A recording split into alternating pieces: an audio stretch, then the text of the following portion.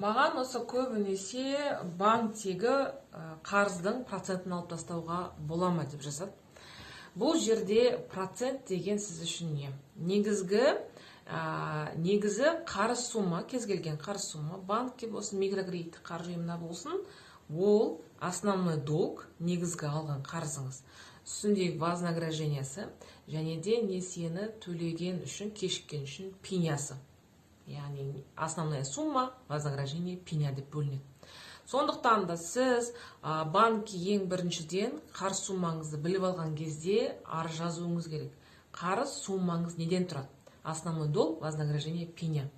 Одан кейін, егер көбінесе банктерде ол вознаграждениесін, пенясын алып тастамайды, бірақ микрокредиттік қаржы ұйымдарында көбінесе заң бұзушылық болғаннан кейін, әсіресе мынау вознаграждениелер өте көп болғаннан кейін, заңда көрсетілген норманы асып кеткеннен кезде, сол кезде сіздер заң нормаларына сәйкес шағым немесе арыз жазсаңыздар болады микрокредиттік қаржы ұйымдарына.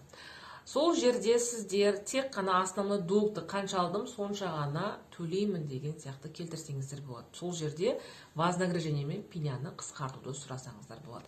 Ал банктерде өкінішке орай ол нәрсе болмайды. Банктер вознаграждение мен пеняны алып тастамайды. Өйткені оларды барлығы заңды, қойған вознаграждениесі да заңды, жасаған жұмыстарда заңды болып келеді.